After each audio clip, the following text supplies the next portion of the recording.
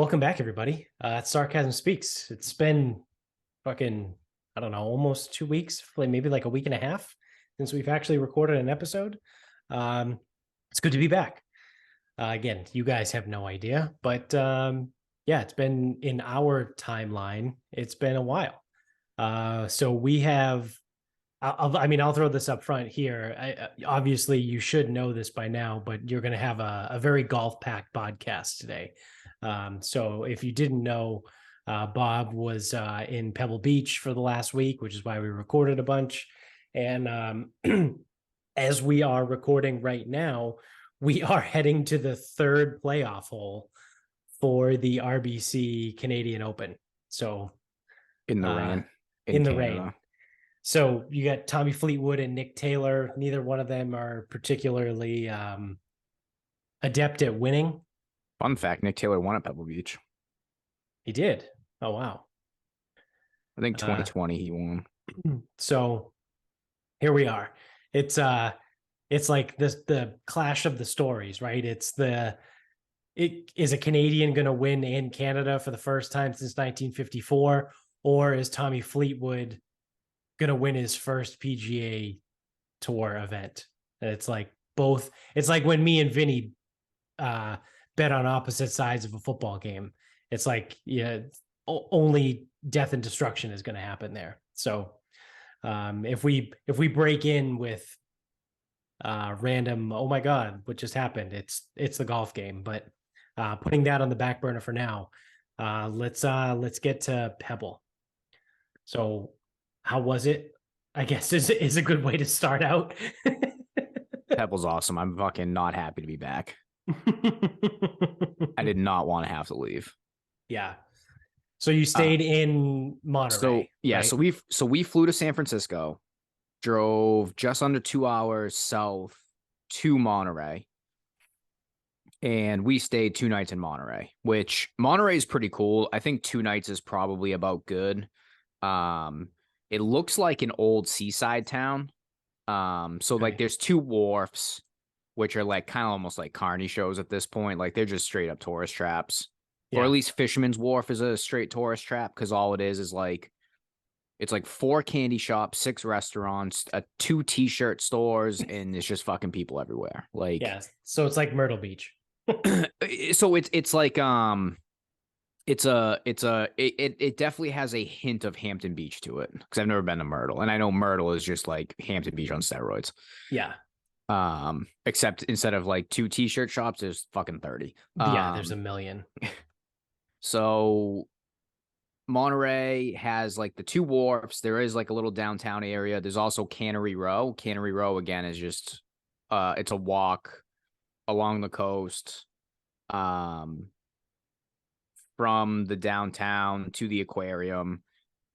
It looks like it used to be where they would have like sardines and like canned fish and whatever. It's restaurants and shops and shit like that now. So Monterey was pretty cool, but again, like 2 days is about good. I don't know what else you're gonna do there. We did see sea lions, seals, and otters. Shit you won't find around here. Oh, I guess you can find seals in Chatham, but yeah, the sea lions are like, they just lay on the rocks like right fucking there. What do you mean? You go to the aquarium? Yeah. Yeah, sure. Whatever. So yeah, Monterey was pretty cool. So the funny thing that came from Monterey was one of Michaela's coworkers gave us a restaurant recommendation, and we looked, and it was like 45-ish minutes south of Monterey. We're like, whatever, we'll try it out. He said it was his favorite restaurant ever. Like, we're not doing anything today.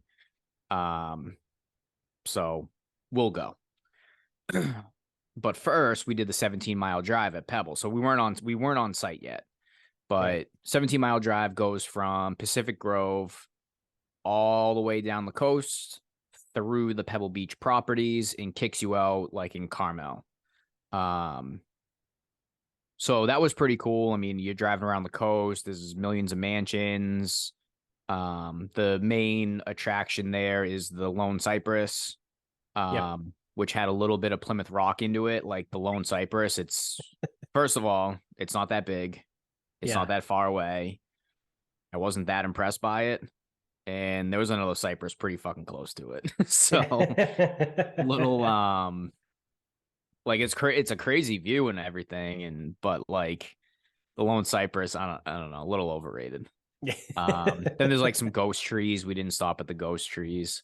I was mostly spending the whole time preoccupied, and I was driving, but I was preoccupied with trying to get sneak peeks of Cypress Point Golf. Oh.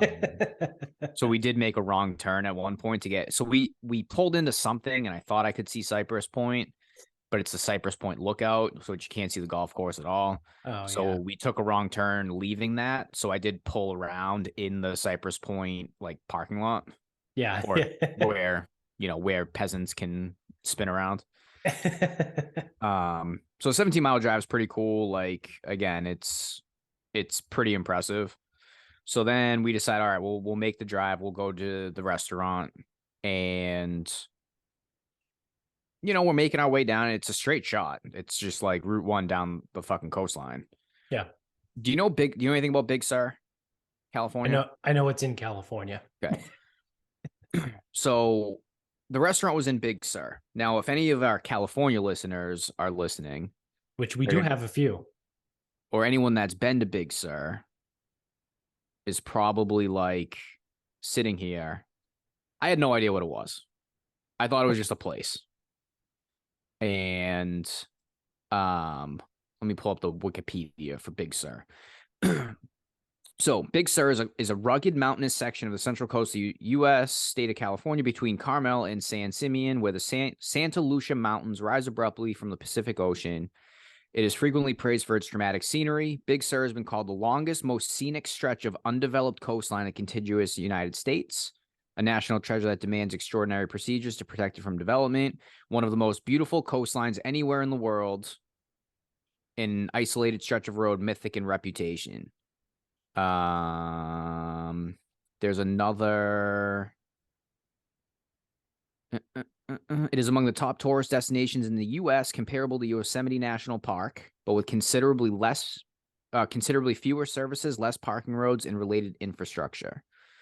I want to know where someone said that it's one of the nicest drives in the entire world.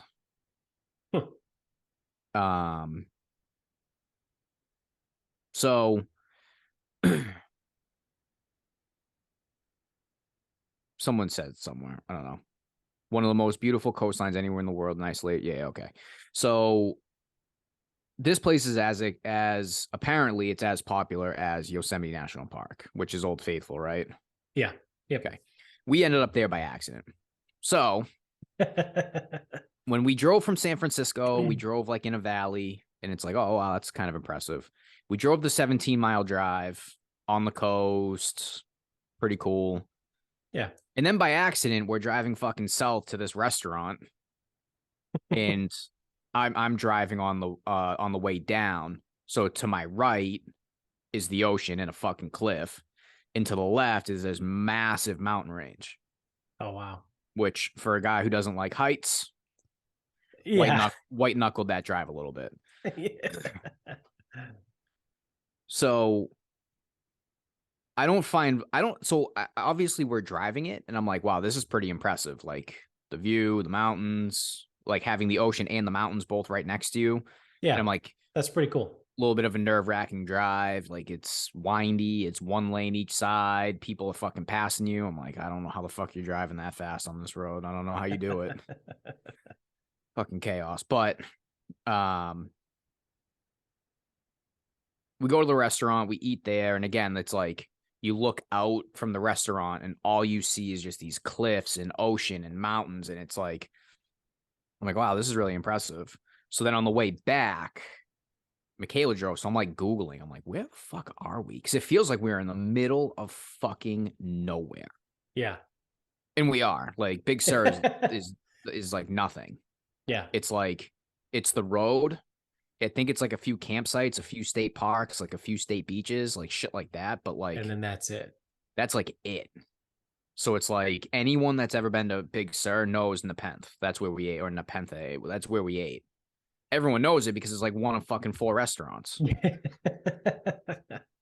So leave it to us. It's almost like when you and I stayed on the most beautiful street in North America by Yeah, accident. yeah. Who knew, right? Yeah, I took one of the most scenic drives by accident. We would never have done it. We never would have even considered it if the restaurant wasn't recommended to us and we're like, yeah, fuck it, we're not doing anything else today. Um, so but I would not travel to California just to drive Big Sur. Like people do that. No fucking way. Yeah, It's like that's dumb. it is like nowheresville, fucking nowhere. You're gonna go all the way there just to drive on a road. Yeah, I mean, it's like like you would fly. I guess the easiest flight would be San Jose. So you would fly to San Jose because that San Jose is like a half hour south of San Francisco. Right. So I guess you would fly to San Jose and then go to Carmel, or you could lay over, or I'm sorry, you could lay over and fly right into Monterey, just to like hop in a car and drive. I'm like, that's insane to me. And there's like, and I'm fucking serious. There is fucking nothing there. Yeah. It's just the drive. It's like in Hawaii, in Maui, they have the road to Hana, which we did, but that's like there's stops along the way. And like the attraction Like isn't like actual stops or just like little turnouts. little turnouts, like, or Yeah. there's like places. There was this place called the Garden of Eden, Yeah. which was pretty cool. That's where you could see like the Jurassic Park rock from the opening scene that like juts out from the ocean. Um, they had like a bunch of beaches. There was a Turtle Beach. There's like shit to do along the way. Um, like the attraction itself isn't the road, right? Like Yeah. there's some cool views while you're driving, and like you want to talk white knuckle. I think I talked about it when we got back from there on the podcast, but like there's like legitimate hairpin turns that are like if you drive more than 15 miles an hour, like there's a solid chance you're gonna get fucking Yeah. I think there was I think 20 was the slowest I got to. Because there were a couple. Some areas there were are none one like lane. There's like we only had legitimate that like over a one bridge. lane. Yeah. We only had that. There was a bridge with a stoplight. Yeah. Yeah. So I mean, that's the only thing I would think to compare it to, but like that literally takes all day. Like when you do the road to Hana, because you're going to different things along the way. We were just going to get lunch. Yeah, yeah. So we left at like probably 6:30 in the morning, and we got back at like maybe 4 or 5 o'clock in the afternoon. Oh fuck. Yeah. Maybe it was like 3 o'clock in the afternoon. I don't know. But it was afternoon, early, mid-afternoon. Yeah, no, thank you. Yeah. Too much for me. Yeah. Even like the 30 miles, I was like at one point, I'm like, can we like move this along? Now I had also done the 17-mile drive. So I had been driving, Right. if it was an hour from where we were, I had done like the half hour before that. Yeah. So yeah, I mean, like I was good by the time we got there. So that was Monday.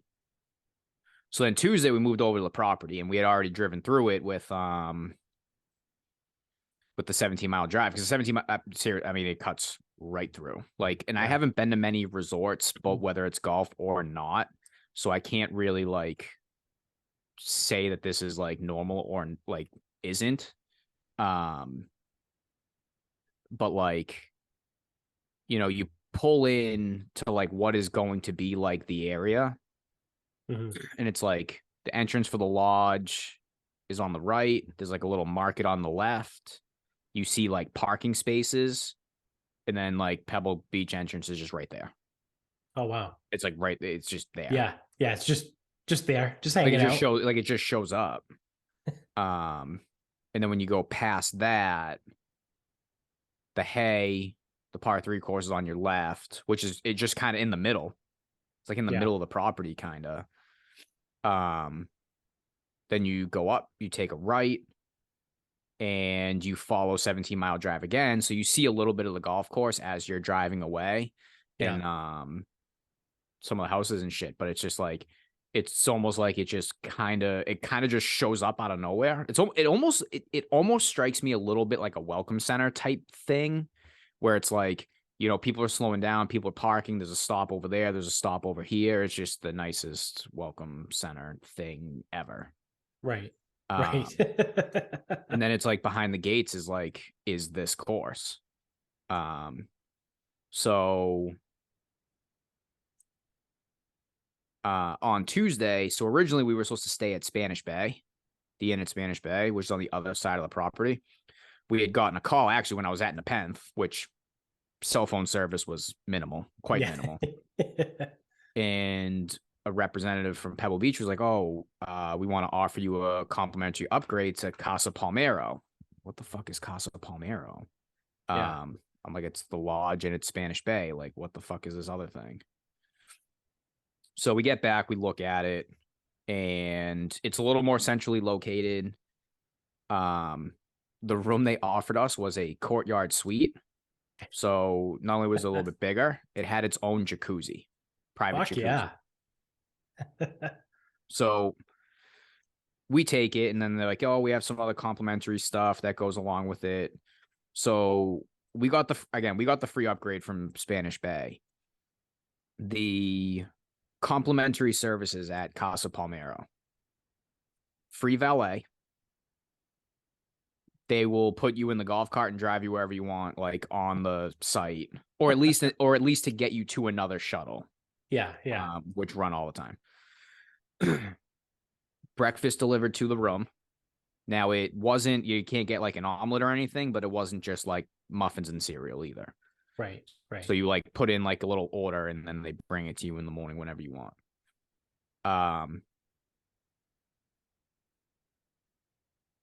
Complimentary open bar, 5 to 7 every day, Ow. with just like hors d'oeuvres. And then a complimentary like cocktail social, like an after dinner social thing from 8 to 9:30 with like little tiny dessert things. And this is all included in the room rate, which Wow. our room rate is back to the other one, Yeah. Yeah. Yeah. which is what we originally had. Right. Um, So you yeah, live and in like, you live in the rich life. yeah, it was nice.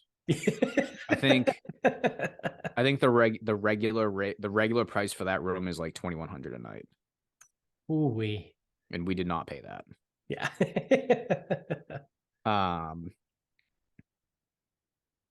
So yeah, so the place that we have is sick. What did we do? I'm trying to like remember what we did too. I mean, obviously we walked around a bunch on Tuesday because once you get so like from that main street, actually it is 17-mile drive still. So from 17-mile drive, you can park. And when you walk through the gates to Pebble, like if you or like the little arch, there's like 6 different ways to get down to this area. But if you just went through the arch that says Pebble Beach, the first tee's right there, the starter, the pro shop. But there's also like, did they say 20 individual shops? That seems like too many. But there's like the Heritage Shop, which is like a little bit more expensive than a regular shop. So it's like the regular pro shop, then it's like the Heritage Shop, then it's like the Lone Cypress Shop, which is just more of the same shit. Yeah. But like, It's like there's that's levels to this shit. well, it's like, so you go in the regular pro shop, they have like clubs and balls and ball markers and shit like that, head cover stuff like that. Then you go to the next shop, that's the Heritage Shop, and that's like Peter Millar and like some of like the more expensive brands, but like the same head covers, the same ball markers, the same of that stuff.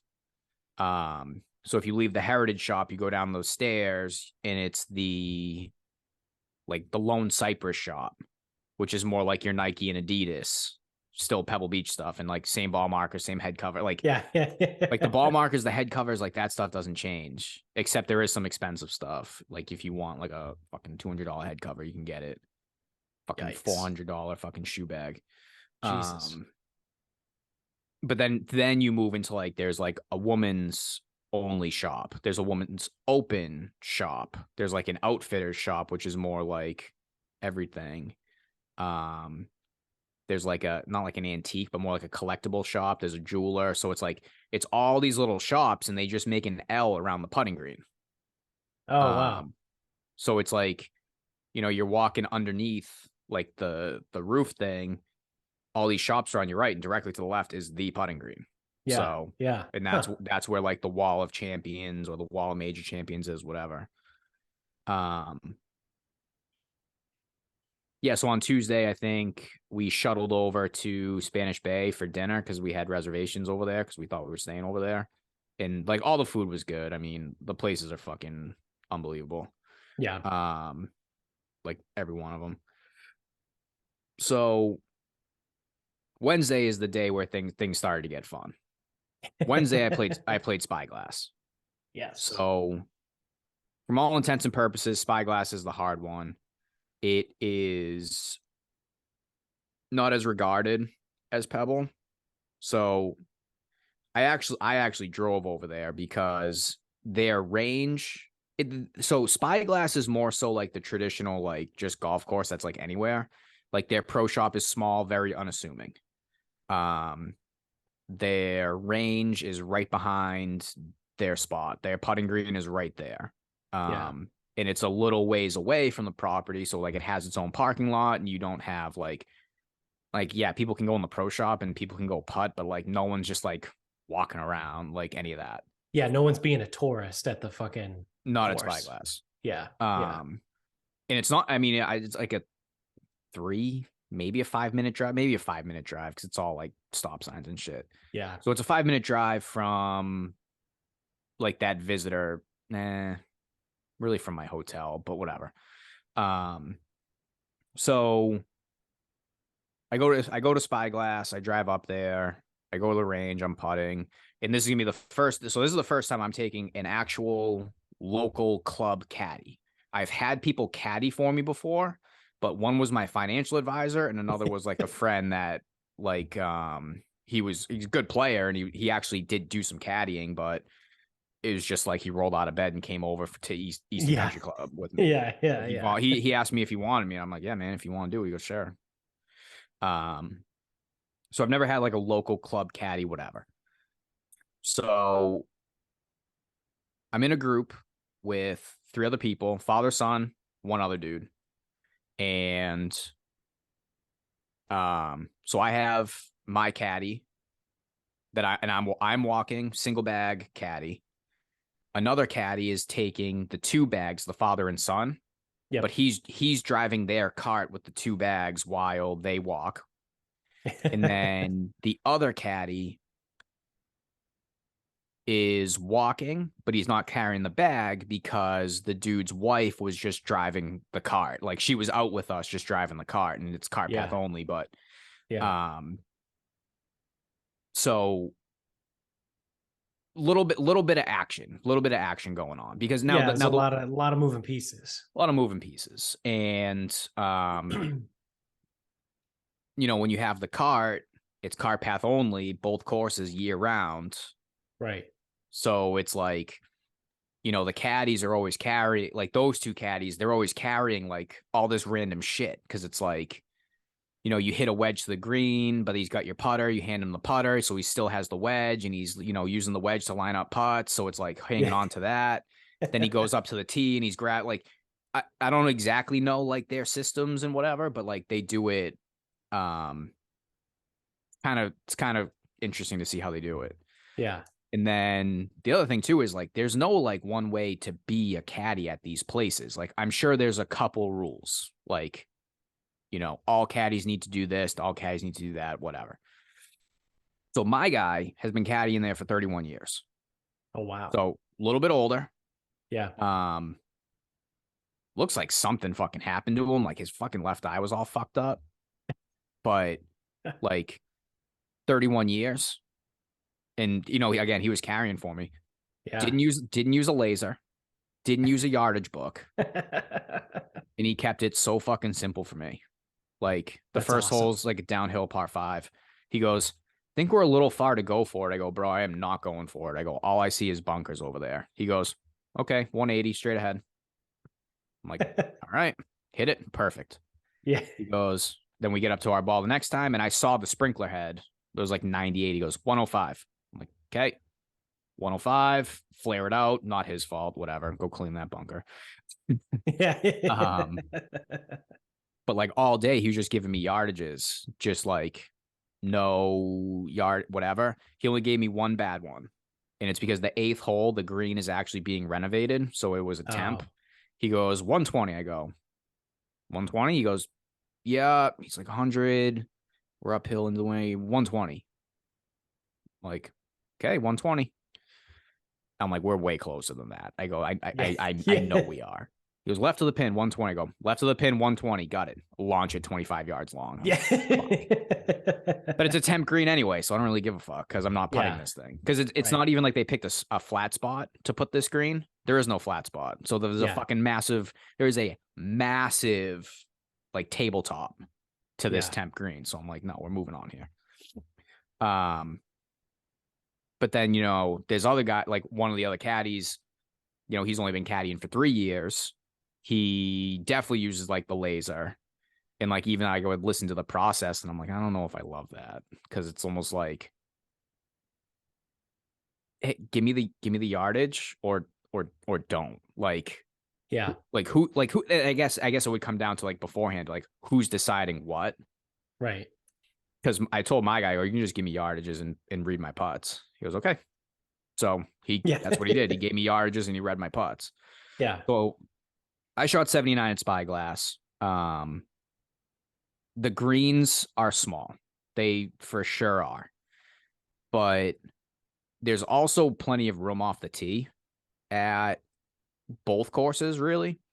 Spyglass, the first 5, you can kind of see the ocean and you're kind of near the ocean. After that, you could drop that course in the Cape, and it would fit right in with other Cape courses I've played. So, Yeah. like, if you want to even say, it's not a similar layout to New Seabury, but New Seabury, the front 9's on the ocean and the back 9's not. Like, the Right. front 5 are Right. on the ocean and the rest of it isn't. Because after that, it's elevation changes and dog legs and all types of shit. Like, Yeah. it felt very New England. Like, and I had most recently played Brayburn. It felt like some of the shots at Brayburn. Yeah. Um, Yeah. I think I remember that. So I've played Spyglass on the EA Sports golf thing. So yeah. So I mean, in the 4th hole at Spyglass, it's the hardest green in regulation to hit. It's 58 yards long and 12 yards wide. And I'm fucking telling you, this thing, like right in the middle, they had a middle pin. It is fucking lightning. isn't it kind of, They call it the bacon strip. yeah, it's tucked to the So left, four, right? so four, you go out and then it dog legs left to this Yeah. little pin that's like, I'm sorry, this little green that's Yeah. tucked Yep. almost like hill into hills Yeah. in a way. I remember that hole. Yeah. Lowest green in regulation on the PGA Tour, which does not surprise me at all. Yeah. That green was fucking nuts. Yeah. And it was like I was like just in the rough. Probably hit it 3 yards left of the pin and found the rough. And like my guy's read, I basically hit it backwards and like only got the ball started, like with my putter from the rough. Yeah. It was like just got it started and I effectively hit it backwards. And it was like 2 feet from the hole. Wow. I'm like, this thing is fucking nuts. Yeah. Um, Which, speaking of, real quick, Nick Taylor just won. oh, did he? Yeah. He hit they Oh, went to Canada. the 4th playoff hole. Back to 18. Yeah, they both sucked. And then Nick Taylor hit like a fucking 32-foot putt uphill To to win? win. To Oh, win. that's sick. Yeah. Yeah. Oh yeah, here it is. Yeah. That's longer than 32 feet. Oh, by that's the way. like fucking 32 yards. Yeah. Yeah. It's That about was a 70 fucking feet. bomb, dude. Yeah. He had a 70-footer uphill That to was win. yeah, that was far. Yeah. Um, so yeah, and I was like, it's funny because I'm looking at Spyglass and I'm like, so first and foremost, everything's perfect. So conditions, perfect. Views for the first 5, they're good.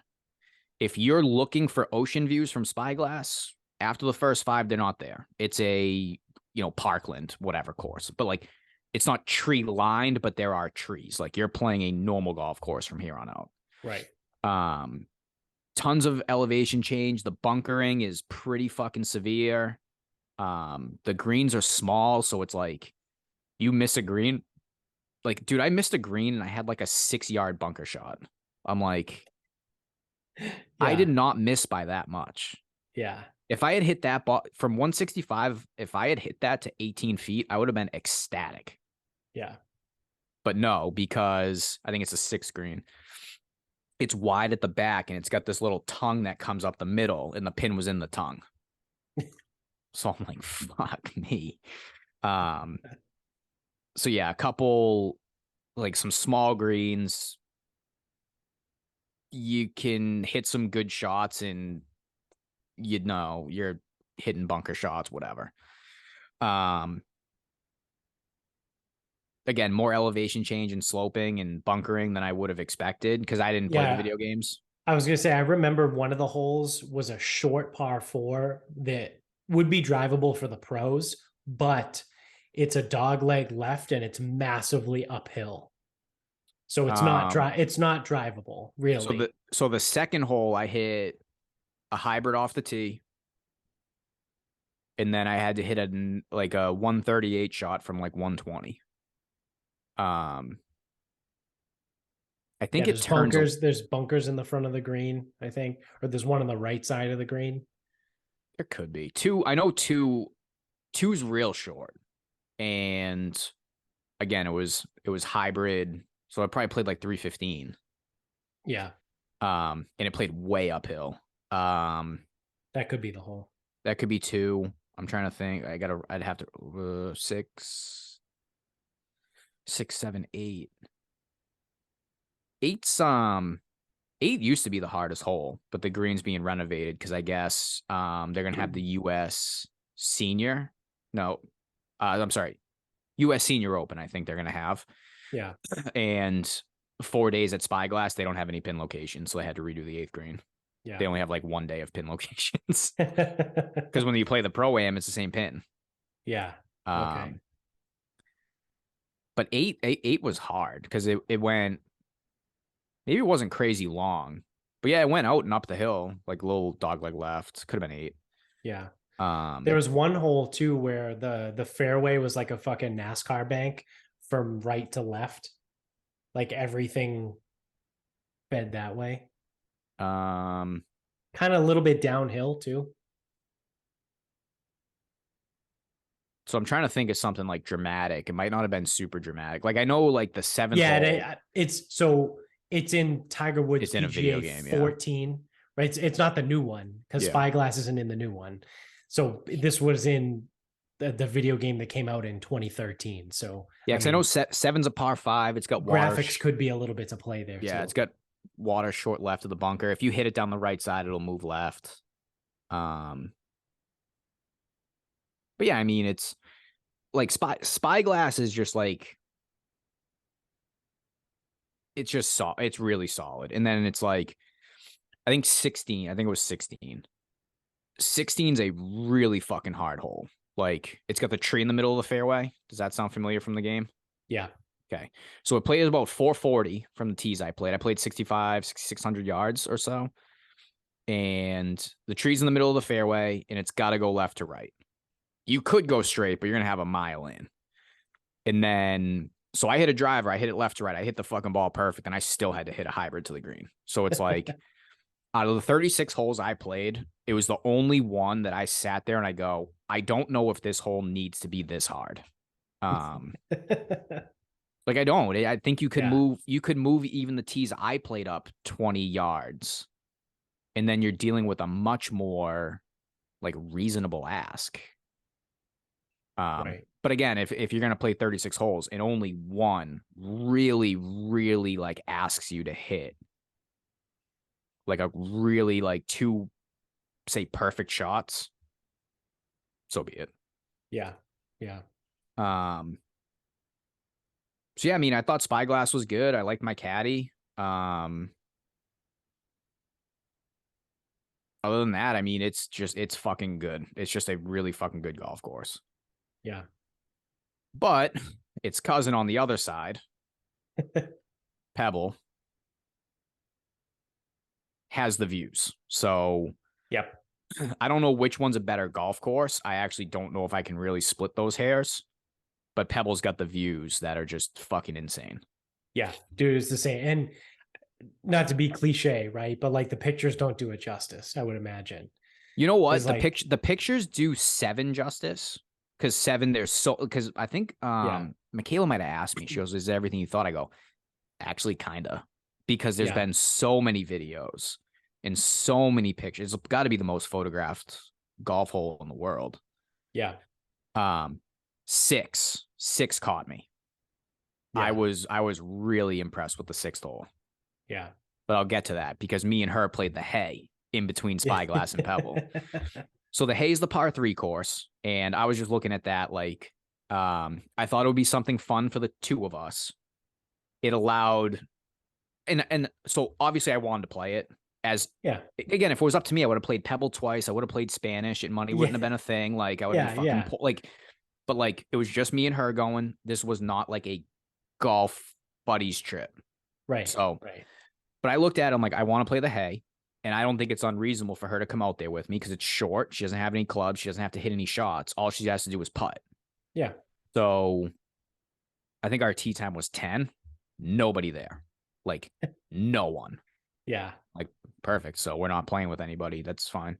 yeah. Um, but because it's like a fun par 3 course, it is fucking tricked out. Oh, So really? like I hit my first shot and I'm like, that's so fucking short. Hits the front of the green, takes a huge hop, rolls up the hill, and like zips back. I'm like, what the fuck just happened? And then I was like, and then so I hit her ball because that's how we did it. It was my ball first, her ball second. She would putt out, Yeah. three putt max, which I think she only maxed Did maybe she putt with twice. your putter? No, I got her a putter. We went to PJ Superstore. I had her putt like a bunch, Yeah. and then from there we figured out like a style she liked, and by accident found like a length and a weight kind of, and I just ordered Yeah. something off eBay for like $60. Yeah. I was gonna. Yeah. All right. Cool. Because I was gonna say to I did not make buy her her a make her $200 putt putter. No, lefty. no. It was either gonna be that or it was gonna be the bullseye, the one that goes either way. Oh yeah. Um, no, so I got her a putter off eBay and she used that. Yeah. Um, That's the way to go. That's and the only practice she had because I you know it's fucking hard. That's like, oh, can we go with Sharon and practice? Yeah, we can. Oh wait, fuck, there's a tournament today. It's like, oh, can yeah. we go here and practice?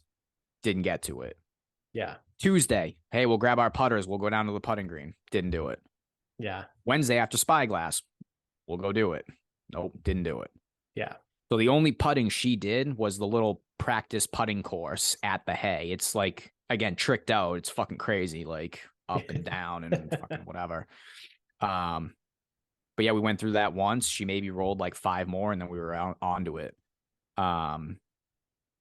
So yeah, I mean the hay is cool. Like it's just like it's like a fun little thing because you can hit really good shots, have them spin off or have them take a slope and they go fucking crazy. It's just like no expectations. Yeah. But then you can also do shit like now I know I was hitting 2, so I was able to like adjust. So like hit my first one, saw what happened, and I take hers and just like try to like fucking punch it in there and it takes the Yeah. slope, like rides right up there. So that was cool. Like that was a cool little thing. And it seems like nobody does anything at Pebble Beach before like 1 o'clock. That Pebble golf links itself, obviously, Right. Right. Pebble and Spyglass have tee times, but Yeah. there's no Yeah. like people around. But then when you go to dinner, the hay is It's fucking fucking packed. slammed. Yeah. So it was cool that we got out early and we're able to go over and do that. So that was fun. Like that was like a nice little hour. Of just like hitting some crazy shots, which then brings us to Friday because that was I think I fucked up. That was Thursday.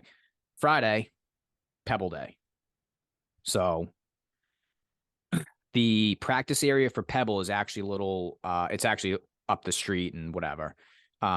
You could walk, but it's actually right next to the hay. So I actually carried my bag with 3 wedges and 2 putters to the hay the day before.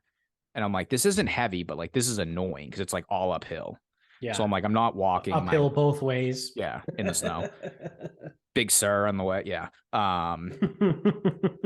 So I didn't carry my bag. So I got one of the nice people at Casa Palmero to drive me to Pebble. Pebble has a shuttle that effectively runs on demand in a Yeah. way. So I waited like a minute and a half. She had come with me. So all of that took way quicker than I thought. So I'm at Yeah. the practice area probably fucking 25 minutes earlier than I thought. So, you know, hitting whatever. We get back on the shuttle, double back, roll some putts down because that's down by the first tee, whatever. So, um, find my caddy. I'm playing with another single and then another father son. And I believe it was the mother and a sister were riding. So they had two carts with one caddy. The women were driving, riding. Like they kind of like switched off. Like if the players were walking, they would drive, and if the players came over, the players would drive, whatever. Yeah. And the kid had just finished I think it was grad school at Columbia in like neuroscience or neurosurgery or some shit. I'm like, Yeah. No big deal. Whatever. cool. And then the other one was graduating from fuck. Yale. Dude, it was right up there. It wasn't Yale Yeah. specifically, but it was right Tulane Medical. Oh, Tulane. Yeah. Yeah, Tulane Medical. It's like, cool, that acceptance rate's like fucking 7%. Yeah, exactly. Yeah. So I'm like, whatever you two did, you fucking did it right because your Yeah. fucking kids are geniuses. I don't know what nationality the parents were. I just have no clue. They something, but Yeah. I don't Not know if it white. was no, yeah, they weren't white, and I don't know if it was like a island type thing or an African type thing. I have no clue where they're from. Doesn't matter. Don't care. But those Yeah. kids are fucking geniuses. Yeah. So that was the kid's graduation gift, was get to play Pebble, and not really a golfer, which no big deal because he would hit a fucking really bad one and he would just fucking skip, or he'd pick the ball up and skip it. Like, Yeah. then he would go hit up with his father. Like it was good. So everyone kept it moving. So now my caddy, I had the 3-year caddy this time, a little bit older guy, but a 3-year caddy. I don't think we played as strategic as we needed to at Pebble. Was this the same guy? Different guy. Okay. Yeah. So I think unless you request, Like each course has their own specific caddies. yes. So when we were on the trolley on Tuesday, not the shuttle on Tuesday, they were bitching about one of the guys because I guess his batteries and his rangefinder ran out, and they were like, this guy sucks and he's fucking uninteresting. But he was really good the day before because that was his course. And I'm like, okay, so yes, you could like request a guy, but I'm just gonna go with who they assign. Because if someone always caddies at Del Monte and he's at Pebble that day, like he's not coming to Pebble that day. Why the fuck would he do that? Right. So no, my guy was good and like all that, but I do think we had a couple strategic errors because I found a lot of sand, and I mean a lot of it. So Pebble, first hole you're kind of just in land. Second hole you're in land. Third hole it's a sharp dog leg left. I hit a straight ball into the bunker. It's like, I don't think Jeff would have had me do that. Yeah. Three's the one that goes like over a gully, right? So sharp down left with the 2 bunkers. It's got like 3 bunkers straight ahead. Yeah. And then the green ends up looking out at 17. Yeah. Which is a really hard green. That was a really fucking difficult green. So, yeah, I mean, he was like, and again, I could have, the other thing too is like, I could have easily fucking called him off, but I just didn't know. So he's like, yeah, he goes, if you can kind of like, rip it around those trees. And I'm like, all right, well, I'll just tee the ball low and rip it around those trees with an open stance. Like, no problem. Yeah. And I hit the ball fucking dead straight. So that's the thing is like, the guy, Jeff, was like the day before, because 4 at Spy is the dog leg left. We were talking about the bacon strip. Yep. He goes, 235 left of that number of that box. He goes, anything else and you're dead if it goes straight. He goes, and if you can turn it, awesome. And I'm like, should have, like, next time I'll fucking talk like, and that's the thing is like, this is only the second time I've had like the locals. Right. So I've seen 6 in action because we had 3 for this round as well. 3 and 3. And that's the thing is like, ultimately, like if again, as a 3 handicap, like if I don't like what the guy's telling me, I need to be able to say like no, or hey, what are my other options? Or like, I got to be able to do that. Yeah. Because like another thing was like I kept short siding myself. Well, again, the green's so fucking small, so it's really hard not to short side yourself. But I kept short siding myself. Like, oh, I take the 60, and I'm like, yeah, it's probably the 60 because I don't have anything to work with. But the rough's so fucking thick, and like it's obviously it's a different type of grass than we get here. So like the blades are not only longer, but they're also thicker. So like some grass of the rough is different in California. Well, it literally is. It's a different breed. Poa greens. Great poa potter. But like, but like that thickness also makes them a little fluffy. So I had some fluffier lies, which means I was kind of cutting underneath the ball.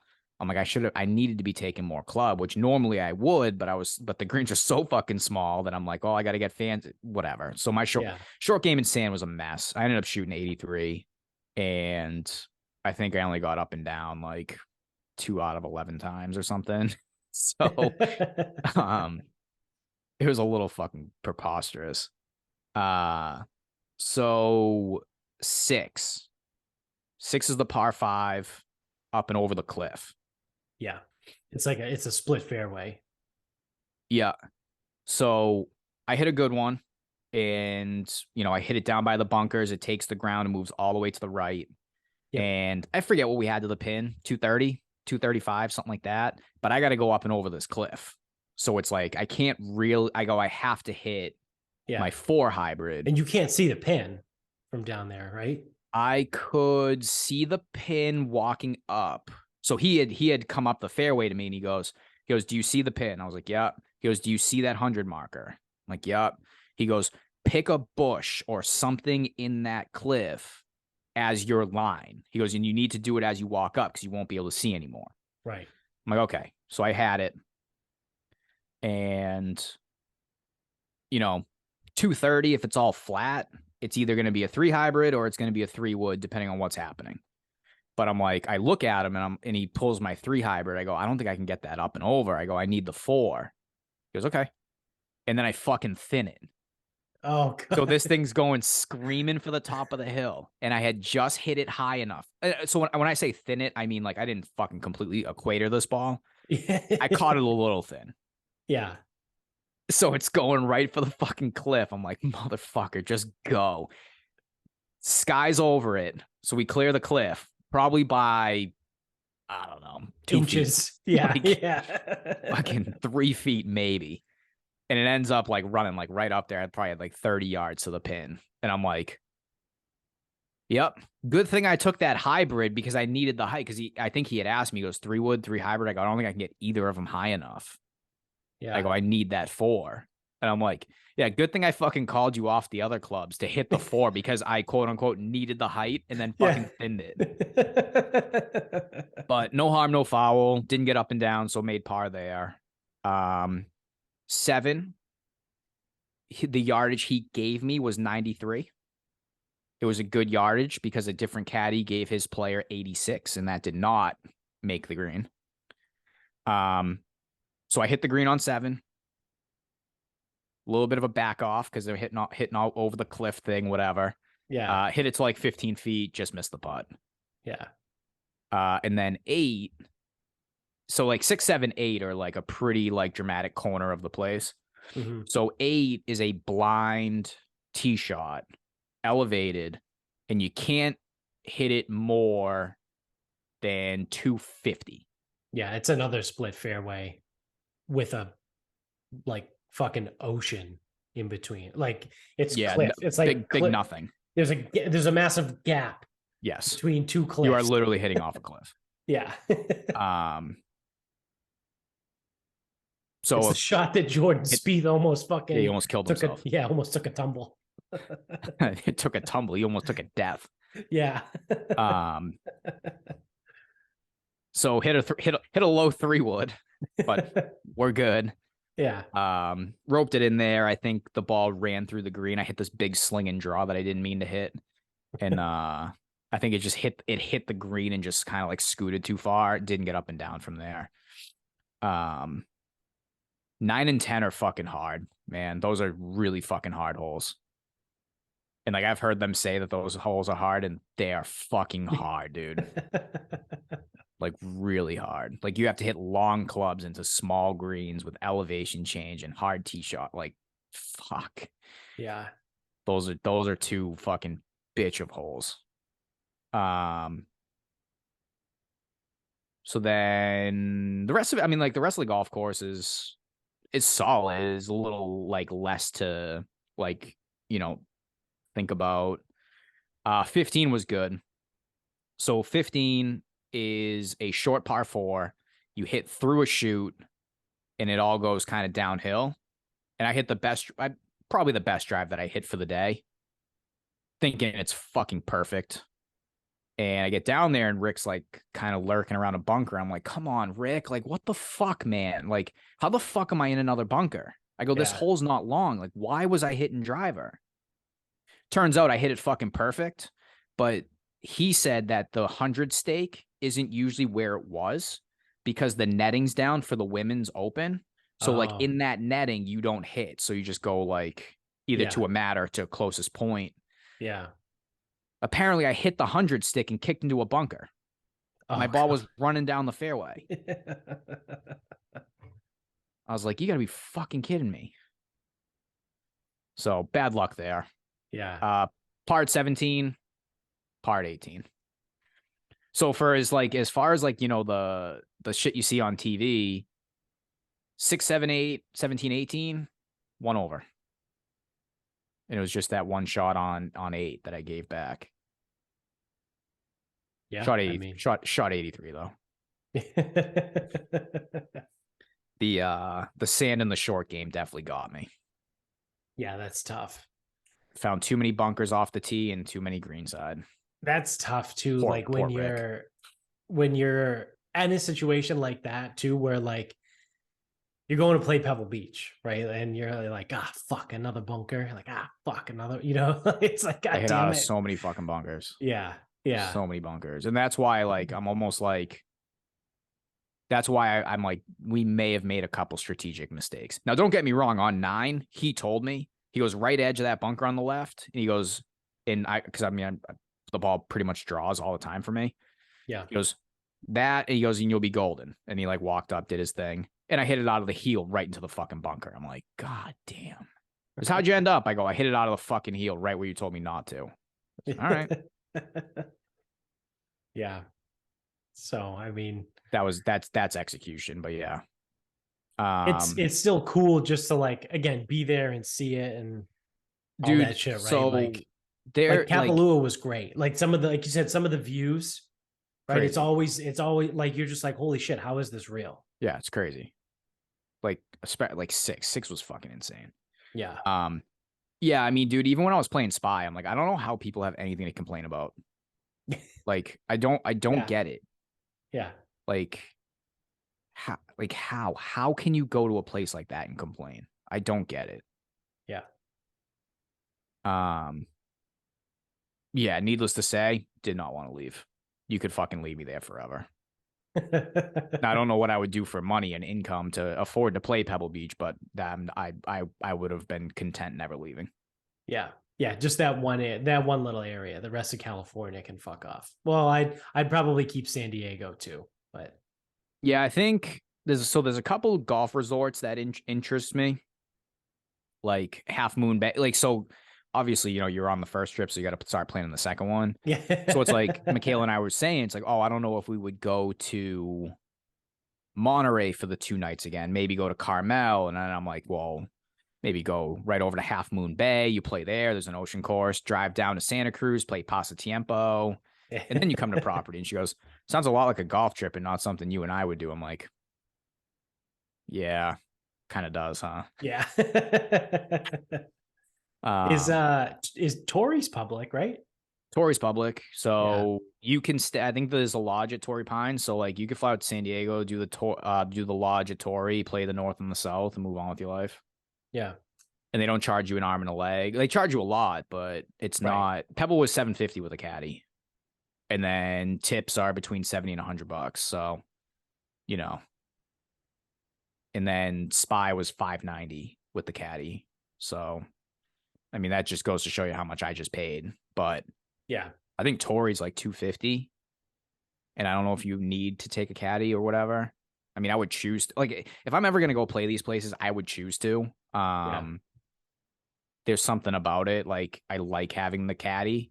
Even and again, even like me saying like maybe a couple strategic errors. Well, that's just a learning experience for me. Like the caddy, like ultimately, I'm the one who has to hit the ball. Right. The caddy can only give me info, and some of them might be more like, "Oh, hey, hit the driver," and I'm like, "Well, how about this? Give me a yardage instead." Right. It was all Right. like, 245. I go, "Well, this is too much because if it goes straight or if I pull it, I'm fucking screwed." Like, Right. I'll go 3 wood. Great idea. That's how the Yeah. interaction go. Because then at like towards the end, he's giving me the 60 for more chips. I go, Rick, I can't chip with that fucking club anymore. I Yeah. go, give me. I go, I'm gonna grab my 48. It was absolutely. I'm like, Yeah. yes, because all they're supposed to do, Hungry for apples? yeah, Yes. like all the caddies are supposed to do is to make sure you have an awesome time. So like there were even a couple times where it's like the putts I hit, like at Spy. Guy's like, oh, my bad, man. I misread that for you. I go, no, I pulled it off my line, but I know what you're doing. Like, Yeah. Yeah. trying to always, like, and then, like, there was another one. Guy goes, oh, why don't you reload? I was talking in your backswing. I'm like, I didn't hear anything. I go, I think he just topped that. Well, even Rick tried to convince me. He goes, well, that 100 stick shouldn't really be there. He goes, so if you want to hit from the fairway, I'm not going to say anything. I go, dude, that's too Yeah. much. I'm like, that's fucking egregious. I mean, I know you probably don't want to rake another bunker, but Yeah, it was more because he was sick of raking bunkers. but yeah, I mean, I already want to go back, and I don't think we can go next year, so I'm already like planning going back in 2025. Like that's like I love being there. Yeah, that's a cool spot. I would love to go experience that. Or just anything, really. Like, I don't know, it kind of bums me out. Like I was in San Diego, Didn't play Torrey. when was that? 2017? I was in San I think we Diego. lived in Mansfield at the time, so it's probably 2018. Yeah. And I didn't play Tory. But you got to remember too, like, so I mean, I also just got back into golf and like you would have got your dick kicked in. was consistently shooting like 120, like Yeah, 110 to 120 at that time. I don't know if Torrey would have been fun. Yeah. Because the thing Like with I would go play it now. so like, yeah, and I think you'd have a better crack at it now, but like still, even still, I think Torrey's reputation, I think it gets a little bit of a It's long as fuck. well, they say it's long, oh, just long and straight. That's all it is. And I'm like, I don't think that's all it is. Yeah. But I'll tell you right now, like Pebble Beach from the appropriate tees Right. is going to be Pebble Beach and Spy. They're very friendly off the tee. Like you have a decent amount of room. Yep. And you don't always have to hit driver. Like you can sometimes pull back. Like you just have to play the appropriate tees for your skill level. Yeah. And you would kind of be in a weird spot because your driving length is probably okay for the golds, but having to then hit those approach shots would be really hard. Yeah.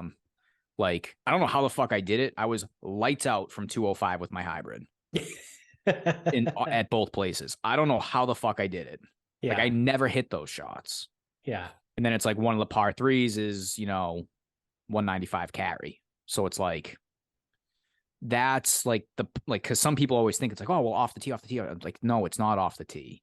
It's right. Can you hit a 170 shot with the ball above your feet into the wind to a green that's smaller than most things you've seen? Yeah. Yeah, Oh, and if you absolutely do not. miss, The and if answer you is no. yes, and if you do miss the green, it's all bunkers and fucking bad lies. It's like Yeah, sick. yeah, Um, yeah. I think that's the biggest part about like improving at golf, right? Like I say improving, right? Because I know I've joked about it before, being like, "Oh, I think I'm getting good." I'm not good, right? Like you've even said before, you're not good. Like a three, yes, yeah, to regular people, a three handicap is good, yes, but like in in a the grand 15 scheme, in a 15 handicap is average. right, But I also put myself in positions where I'm not that good. And that's okay because my skill level dictates if I want to play the certain events and things that I want to do. My skill level dictates that I'm not going to be one of the better players there. And that is what it is. yeah, But yeah, I mean, like, when we played Eagle Creek, Eagle Eagle Crest, in Crest, yeah, Saratoga, yeah, I mean, I shot 3 under. Never done that before. right, Most people aren't doing that. So yeah, can I play the fucking game? Yes, I can. right, Like, did I smoke everybody I played um in the day? Like, yeah, one kid was pretty good. I probably beat him by like 6 at Spy. Um, so yeah, like, don't get me wrong. Like, I understand where I stand in this thing, but like, you know, at the Pro-Am, they play from way further back with way yeah, harder greens, and they yeah, light that fucking place up. right, right, yeah. So that's what I mean. Like now, because I am a 15 handicap now. Which is average. Right. It's now I'm way more comfortable being like, I would go spend, you know, whatever, $300 for Tory, $600 for Pebble, or, however much it is for Pinehurst, right? Of probably 400 or 500 bucks at Yeah, it's about Pinehurst. 5 if you take a Like caddy. something like that. Or like, we've joked around, like if we ever took a trip to Bethpage, like whatever that, like Only a I buck would, 60 to play Bethpage. oh, really? Yeah, Dude, what are you doing next weekend? it's a state park. Yeah, yeah. Ian, we need a fucking time, man. Yeah, we should call Ian. Go We need down him. and play We that need with him him. to get us the fucking time because Yeah, because he's a public. resident. Maybe if you can play on a fucking Tuesday at 3:30. Yeah. Um, but yeah, that's what I mean. Like now that I'm actually improving, I am more interested in playing these type of places and like less concerned with how much it costs. Oh yeah, like I didn't even care. Um, Especially because I'm also like I'll probably try most things once. I've even opened up to Sawgrass because I was like, I don't know, man. Sawgrass looks like a bitch. But people like it's strategic, but it's not that bad. I'm like, okay, fine. Yeah. Because that's what it ultimately comes down to is playing the right tees and playing the right game. So if you want to go to one of these places and you're not used to paying a lot of money for golf, bro, that money's gone. Like Yeah. you've already parted with it. Or don't Right. play. Like you don't have to. It's Right. okay. Like there's plenty of places where you can have a lot of fun and not pay out the ass for. Like it's possible. Like you could have went to Pacific Grove and paid under $100 and gotten poor man's Pebble. Like Right. that exists too. Yeah. And you could have went on property and played Del Monte for 110. I'm sure that course is awesome. But like when it comes to certain things like that, I don't care. And Yeah. like I I'm mean, generally gonna we be got a bachelor party to plan for you. So I I mean, don't even fucking I already want to go back. basically any you because I mean everyone knows it's going to be it's going to be golf related. So I you know. pick the location and then we got the whatever Part of me courses are wants there. part of me too wants to just fucking pick a golf resort and be like, hey, listen, guys, Yeah. you don't have to play. Because originally I'm like, well, not everyone plays, so like let's not go to like a pure golf resort. And then like after this weekend, I'm like, Yeah. But now everyone does play, right? Well, like everyone owns a set of clubs, I should say. so let's just use Hilton Head for an example. Let's just use Hilton Head. Have you played Hilton Head Yeah. on fucking video games or Yes. Harbor Town? Harbor Town. Yeah, I've played How Harbor Town. fucking unenjoyable would that be for Oh most my people? God, that would be absolutely fucking miserable. Awful. Yeah. I don't even know if I'd That have fun there. what is it? The I don't know the holes seventh that hole? well, but I think it's the seventh hole is the par three where the trees Yeah, there's branches in the overhang. fucking way. Yeah, and it's like I think it's like a 210-yard par three with two trees on either Yeah, side of like a chute. It's like, fucking how the fuck, craziness. what am I supposed to, you know what? I'm going to crow hop and I'm going to throw the ball and then I'm Yeah, going to where's the play drop wherever zone? it I'll hit lands. three. Yeah. Yeah. I'm not even going to bother teeing up. I'll save a ball. Yeah. I'm going to I'll hit save a three from the ball and drop I'm just zone. going to hit three from the drops. Yeah, exactly. But yeah, I mean, there's always gonna be a point where again, like I'll probably try even like my tournament rounds. Like I'll probably try most of them once. There's some that I'm good with, like I'm all set. Um, but then if it fits my schedule, then I'm like, well, why not? It fits my schedule. It's easy. Yeah. So I don't know. Because now, well, here's the other thing too: is nothing's gonna compare to what I just played ever. Yeah. The only like so views, like if anyone like I think I don't know if I texted you that. I might have texted it to Cunty Chris. I go, if I have to fucking hear anything is quote unquote like Pebble Beach, Yeah. one, it's not. Two, you've never been there. You have no clue. Nothing is like Pebble Beach. I guarantee nothing is like that. Yeah. Now I am interested to see do you know, have you ever heard of Samoset or Samoset in Maine? It's a resort. Yeah, the name sounds familiar. It's like 3.5 hours from us. It's on the way to what's that fucking place? Bar Harbor? Yeah. It's on the way to Bar Harbor. Like it's on the shore. It's way past Portland, whatever. Um so that place is supposed to be awesome. And a few years back, they got their asses sued for fucking marketing it as Pebble Beach of the East. Oh So God. Pebble Beach fucking sued them. So they weren't allowed to use that. But in 2023, Golf Digest put out an article or a review where they said Pebble Beach, it's like a Pebble Beach of the East. And now their marketing goes as like according to Yeah. Golf Digest, the Pebble Beach of the East, or like whatever. So now it's like Right. There's a caveat there. past the Yeah. buck, Yeah. which I love the fucking pettiness, but Yeah. but even in the Golf Digest article, and they're like, now listen, like some of it is similar and nothing is going to compare to its West Coast cousin. I'm like, yes, nothing's going to. Because Right. even so Eastward Ho on the water, super nice, top 7 course in Massachusetts. Eastward Ho has much more dramatic land, like this slopes and hills and everything.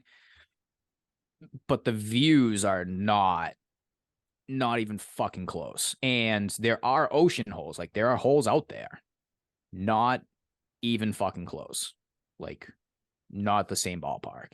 Yeah. Then you take a place like a Coxit. I love a Coxit. I fucking love that golf course. Well, you don't get the conditions. You also don't have the 18 holes, so it's like the variety ain't quite there. Yeah. It's mostly flat. Like there's not a lot going on. And I know I'm being a little bit snobby because again, like I think someone asked me the other day, what's your favorite course? And my favorite course right now is a Coxit. And it could be because I won the event there last year, but like my favorites outside of Pebble Beach come down to a Coxit and Highland Links. Now Highland Links has some of the change and elevation, and it's one of the cooler spots like that I've ever played golf at. But the conditions aren't there, and they're not supposed to be. So to tell me that something is like Pebble Beach, Right. you got to tell me that it's a legit championship layout. All the conditions are fucking perfect. I mean, fucking perfect. Not mostly nice. Perfect. You got to tell me that the views are there.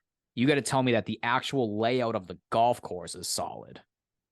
And I think part of that too, it's like you got to tell me like not only do I have space off the tee, but I got options off the tee, and you can make it as hard as you want in. So where the fuck are you gonna get that cliff? even Eastward Ho for the dramatic Yeah, elevation changes, you don't get the clip. Like, I it's don't know where insane. else, just off the You're top of not my gonna. head, you would find the only other thing I would think of, but you're not like hitting over cliffs, is Bandon. Just because it's almost in the same, it's kind of the same geographical region, right? Like it's that northwestern United States, Yeah, I think if you're but like so if you so generally because there's no speaking, cliffs, there's no real cliffs on the East Coast, no, right? Like if you not think not about like that. the entire eastern seaboard is like pretty flat when It's it either pretty meets flat or the pretty ocean. developed. Like, Yeah, that's the and other thing like is like yes, going back to obviously Big Sur, there's cliffs somewhere, right? like going But back like to Big Sur for 35, 40 miles, it was yeah, all mountains and cliffs. yeah, It was fucking nuts. yeah, Like Boston's flat. yeah. So not until you get to like New Hampshire, Maine, whatever, and I haven't driven up the eastern coast far enough to know. Like maybe by the time you get to Samoset or Samoset, or whatever, I don't know how to fucking pronounce it. Maybe Yeah. by the time you get there, you got a little bit, but like I'm not, I'm not buying it. No Because way. Now that's the only place you would get it too, right? Because as you go further south in the United States, it's just flat. it's all flat, and like places like Georgia, Florida, they're technically below sea level. Well, like Miami is below sea level, but like they're at or below sea level. So Yeah. like, where the fuck are you going to find cliffs in Georgia Yeah. Because there's no, when it's at sea level? and Michaela said this too, like driving through the South, there is no like coastal highway the way that Right, California has.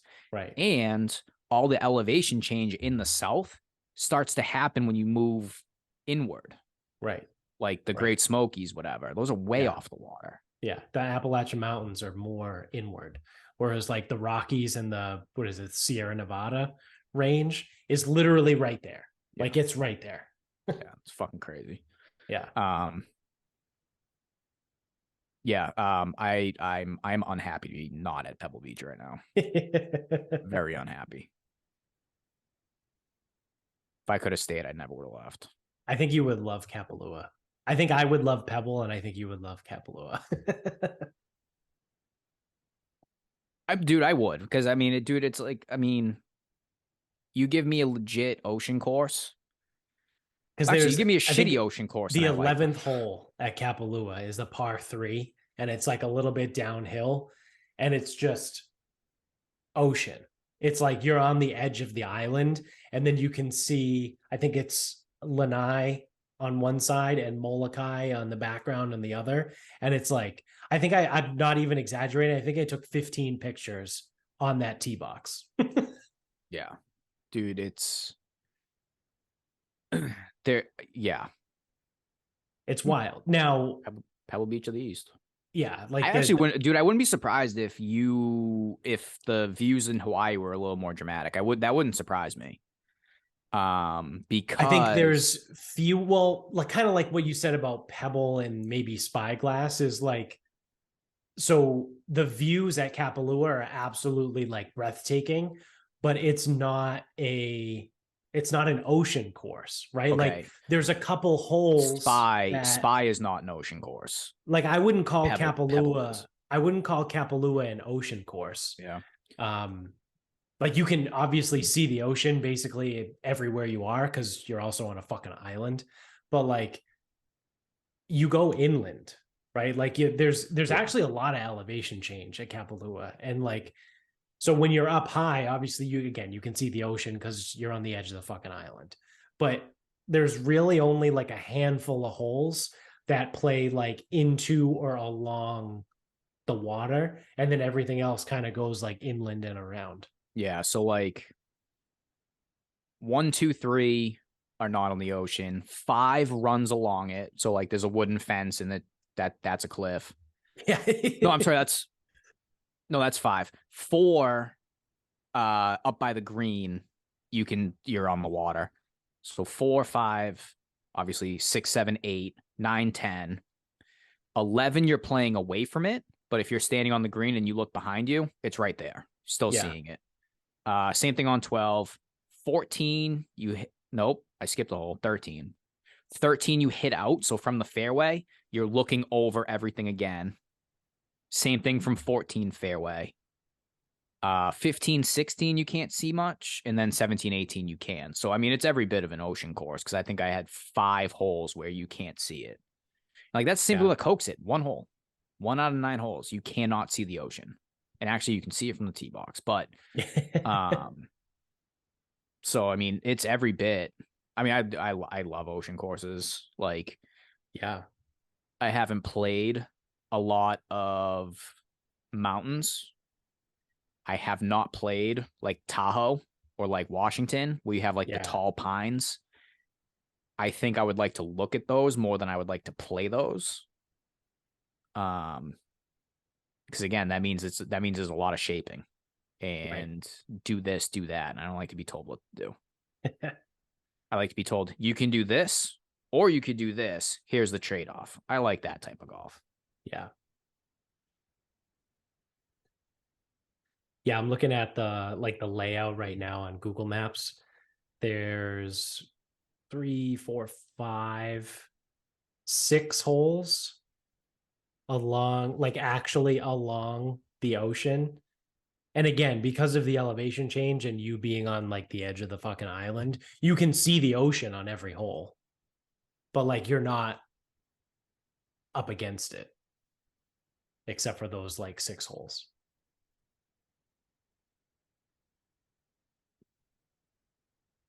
So Would recommend. yeah. 10 out of 10.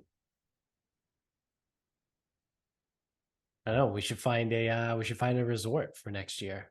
It would have to. I mean, I know you mentioned Hilton Head, but it would have to be probably somewhere in that area, right? If you want Yeah. to do it in like April or May. Yeah. We ain't playing golf in Maine in April. Nope. It would that so yeah, I mean it would probably be like Hilton Head, Sea Island, or like if we're talking like resorts, and I'm leaving Stream Song out of it as much as I would like to play Stream Song, like that's seriously not fair to Yeah. fucking bring people who aren't gonna play golf to fucking Stream Song. It's middle of nowhere. I mean, they're super close anyway, but there's got to be some resorts in around like Savannah too. Well, Savannah is Hilton Head because it's only like Okay. 35, 40 minutes. And then Sea Island is only an hour and change south of whatever the fuck. Go to Kiowa. But that's still like 40 minutes outside of actual Charleston. Yeah. And isn't that like a hard course? Quite possibly the hardest. Yeah, I was gonna say. I'm pretty sure. I'm pretty sure Kia was pretty fucking hard. Yeah, might be the hardest. I think it Yeah. actually was rated the hardest at one point.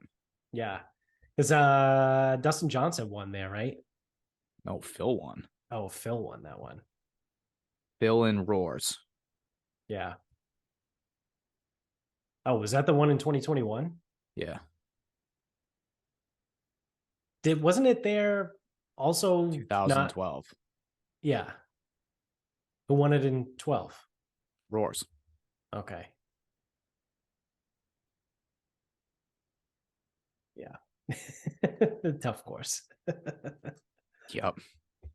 All right. Well, I mean, we covered a lot. Anything else? I mean, you said the food was good, right? Like Yeah, everything. food. I mean, the food's lights out. I mean, Yeah. We ate at Spanish Bay. We ate at the lodge. Like we ate on when we were on site. We ate on site, and it was all just so fucking good. Yeah. Did you notice any of the shitty parts of California? No, because You're isolated, right? so You're the San Francisco airport is like way south of actual San Francisco. yeah, it's like claiming the 49ers are in fucking Dude, San Francisco. that's nuts, by the way. So They're in okay. Santa Clara. So the San Francisco airport is probably still in city limits. But it's just the southernmost point. Yeah. It's almost like if Boston Airport was in like Hyde Park on the Milton line. Like, Yeah. could you be any more south? So Yeah. I don't know if it technically is city limits or not, Yeah. but it is far away from the action, which is great when you're driving south because Yeah. you don't deal with the bay, you don't deal with the Golden Gate, none of it. Right. Right. So it was highway for an hour 45 ish. San Jose looks like a shithole. Yeah, it Like you is. can just tell from the highway, San Jose looks like a fucking hellhole. San Jose is like the Buffalo of California. That sounds about right because it's like Yeah. that. The stretch of highway in San Jose was significantly shittier than the rest of highway. Yeah. Yeah. And then once you get south, so Santa Clara is right outside San Jose. So it's a legit 30 minutes from the airport, which is southern San Francisco, which is where Yeah. the San Francisco 49ers play. It's fucking crazy. That's hilarious. um yeah, so I mean we drove through Palo Alto. That's, the deal there. That's rich and that's Silicon Valley. Businessy. Yeah. And then south of San Jose, dude, it's a valley. Like there's nothing. Yeah. So it's all fucking valley, farmland, whatever. Then by the time you get to Monterey, because we drove a little inland. You could go the coast the whole way. But it was gonna be like an extra hour. I'm sure the drive would have been fucking crazy, but like we would not, dude, fuck that. Yeah, you don't need that. We found Big Sur anyway by accident. Yeah. So yeah, and then the highway dumps us right off in Monterey, and Monterey looks like it was like a blue collar spot, like way back in the day, but now it's just like very touristy. And I think people like do still work there. Yeah. Like it looks like most of like that harbor is still like a little commercialized, but like very touristy now. Yeah. So that's good. I mean, you didn't have to deal with any shitbag Plus, we California weren't in any people. cities. Yeah. And Pebble is effectively a gated community because you have to go through a gate to get on 17 Mile Drive, which is where the resort is. Right. Right.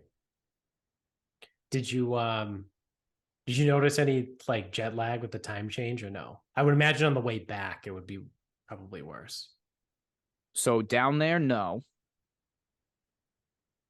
I did roll over the first night, 12:30 local, so Yeah. 3:30 our time. Yeah. I'm like, nope, back to bed. Yeah. I was up until 3 a.m. last night. Local. So Yeah. 8 a.m. came real fucking fast. Yeah. Yeah. I mean, we didn't land until 11:30. Didn't get home here, until like here time. Yeah. Yeah. Yeah. The So we must have got travel coming back, going from west to east sucks because you get that at the time tacked on. Yeah, because going out there, all you got to do is just stay up a couple extra hours. Yeah, it's fine. Like I noticed that like when we went to Hawaii, again, I talked about this before, but like the 6 hour change going there was like kind of weird, but like I didn't really notice a problem. Coming back is where it fucks you up. Yeah.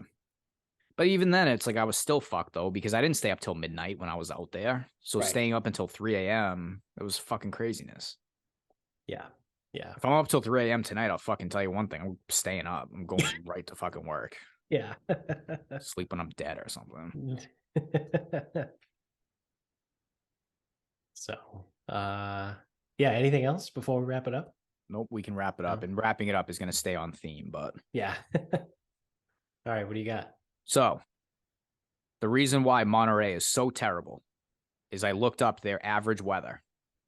Now, it was probably warmer in Boston than it was in Monterey. It only got to like 65. I think maybe we touched 70 one day, but mid to low 60s, but the low doesn't get really below 54 right now. Is it a dry heat? Dude, there's nothing out there. There's like no humidity. There's a shitload of humidity, I think, actually. I think it's all humidity because the air feels thick. Yeah. It's a warm 58 out there. Yeah, the humidity adds all the heat. There's no allergies or anything though, which is fucking cool. So I looked up the average weather generally. Bro, like average weather, it never gets really above 75 and it never really below 46. Oh, wow. Now, that's average. So there are days in the 30s and there will be days in the 80s, 90s, whatever. Right. But Terrible. That's awful. Imagine Yeah. living like that. Yeah, man, that would be. It's I wouldn't want awful. that. Yeah. What are you gonna do about seasons? Yeah, there's no seasons, no snow, no heat waves. Yeah. What are you Fucking gonna? awful. You can't look at the foliage. Like, what are you supposed to do? I don't know. You can't take I don't pictures think of that I don't trees think that that I don't do the think same this thing every year. I don't think the cypresses fucking change color. Oh my God, look at these trees. They're red and they're yellow. Isn't this It's beautiful? almost like it happens every fall. Yeah, it's almost like it does the same thing every single fucking year at the same time. Terrible. It's too Yeah, bad. yeah, it's awful. It's too Wouldn't want to bad. live there. Nope. No, you don't. If only California wasn't like a total fucking It hellhole. sucks that it's like an absolute fucking shithole. Yeah, and you got to pay like fucking 60% tax. 9% tax on clothes. Jesus fuck. 9%. Yeah. Yeah, that's wild. And I don't know. So that was at like a gift souvenir, Is whatever place. is that like a clothes tax or is that the So sales tax? I think it's a sales tax, and I'm not sure. I was like actually wondering because Michaela, so she bought like a $60 sweatshirt, Yeah. and then I was like, 70, whatever. And she's like,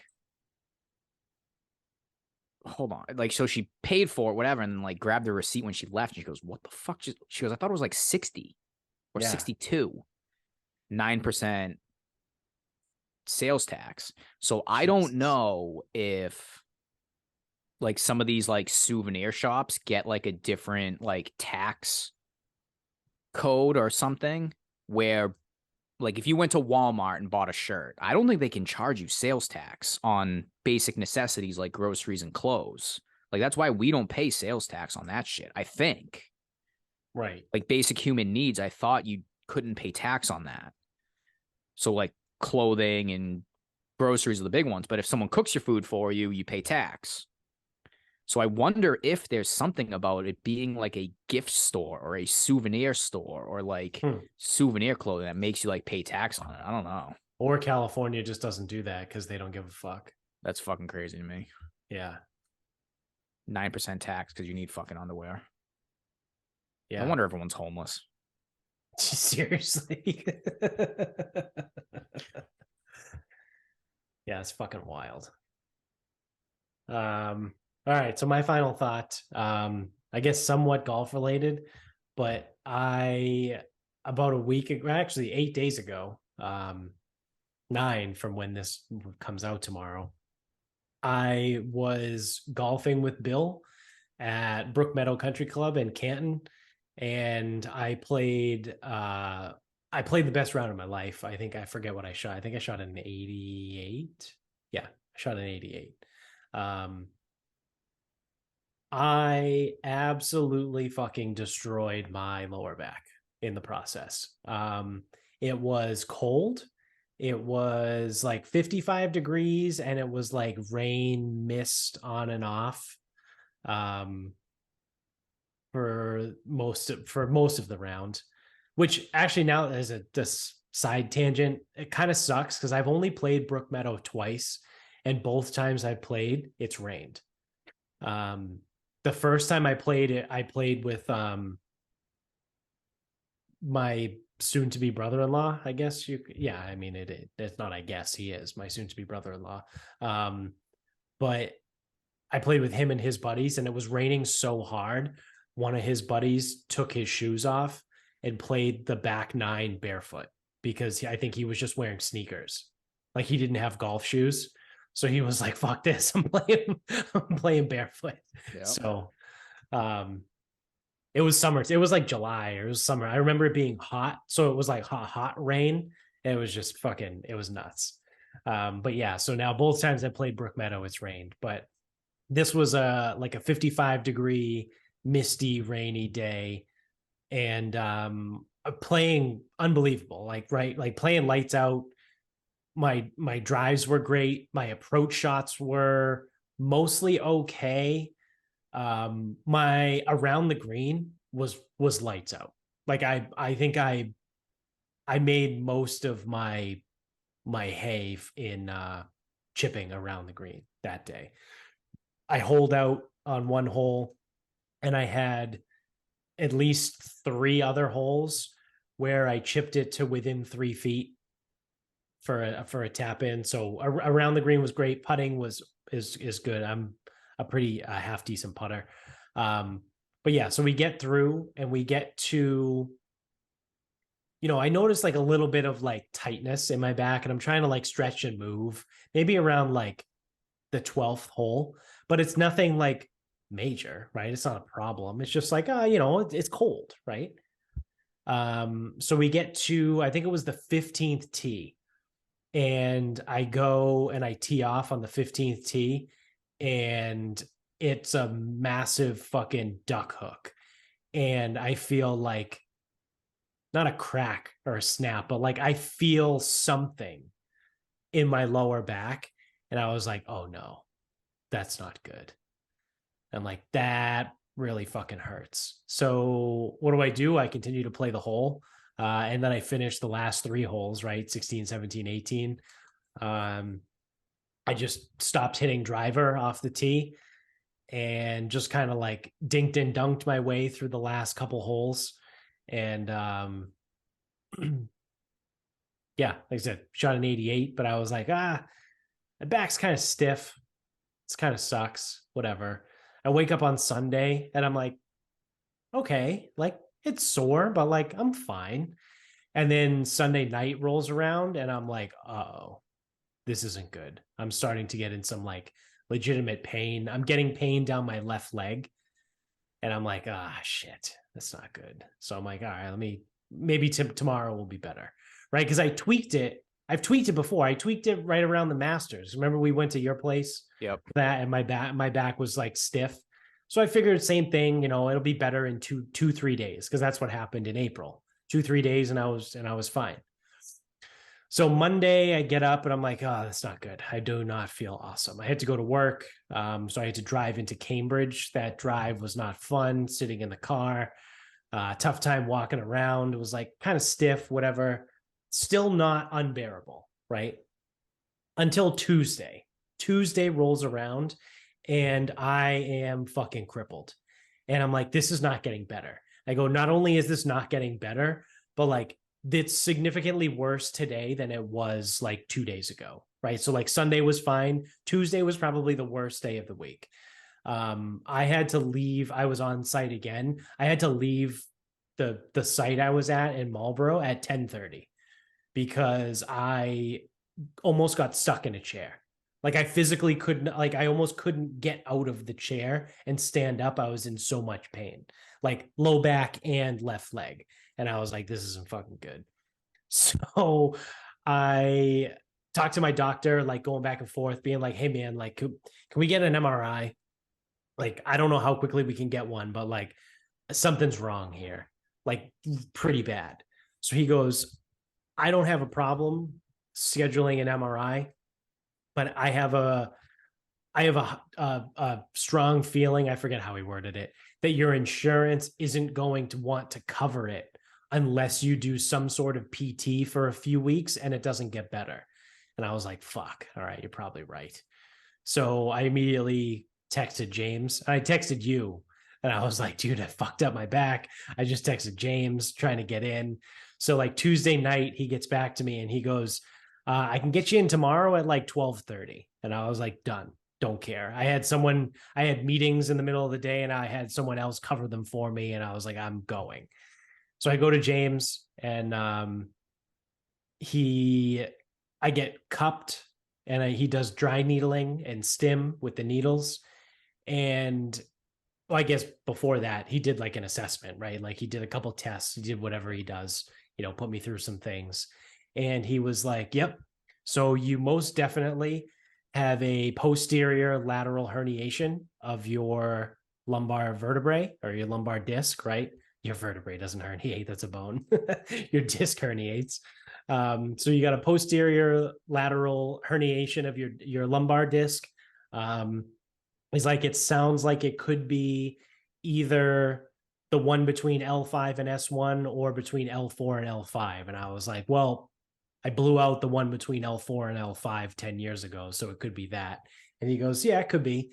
And he's like, without an MRI, I can't tell you how bad it is.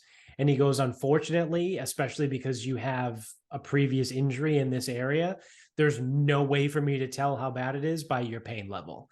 He was like, you could have like the tiniest little like paper cut bulge, and you could think you're about to be crippled. He goes, or you could completely blow the disc to pieces and not even think the pain is that bad. He's like, it's just how the body works, that because you have a prior injury here, like I have no idea how bad it is without an MRI. But he's like, I can say with certainty that you herniated your disc. I was like, pretty sick. Pretty awesome. Yeah. And so I got the treatment, right? I got the cupping and the needles and the stim. And that helped a ton. So finally, Thursday, I felt like I could like function as a human, right? Like I still couldn't like bend over, obviously couldn't like pick things up. Like I'm in pain and I'm sore and stiff, but like I'm not, I was legitimately scared a couple times on Tuesday and Wednesday because I had to sneeze. That like, I told James this too. I sneezed on Wednesday and I immediately went to wiggle my toes. And we're like, all right, cool. I'm not paralyzed. Like that's how bad it hurt. Like one sneeze and like the shooting pain down my leg was like, oh fuck. I hope I'm not paralyzed. And I wasn't. So we're cool. But yeah, everything better. We're getting there, right? So we're like almost 9 days past. I've been doing, the fucking bird dogs, dead bugs, fucking all kinds of extension movements. Dude, the McGill Big Three. Yeah, yeah. Doing the extension stuff. I'm doing some breathing, all that stuff. We're getting a little bit better. I can still obviously feel it there. Like I was like moving some logs around in the yard and like picking it up and rolling it. I could feel like tension in my lower back.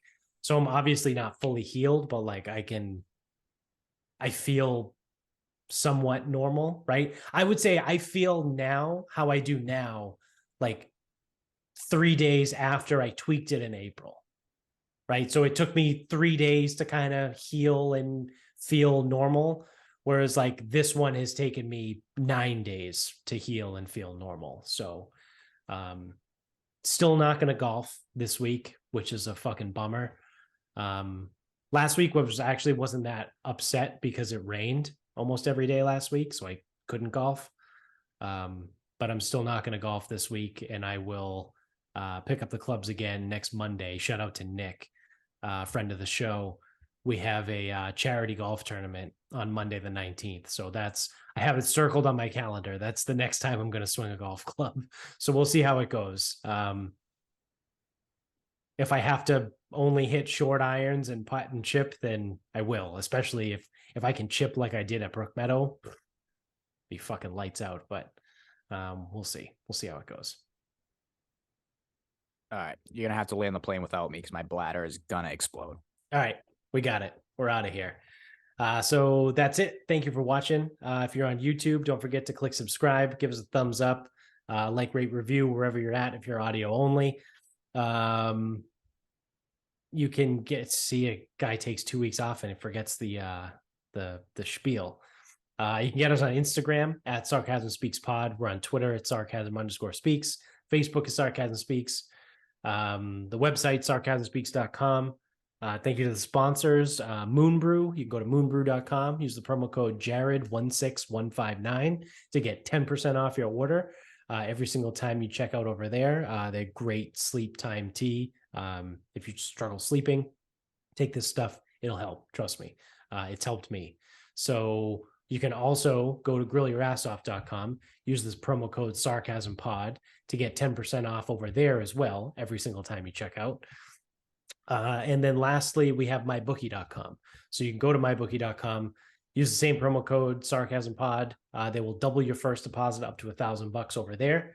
And I think that's it. Like I said, tell everybody you know about the show, spread the word. And until next time.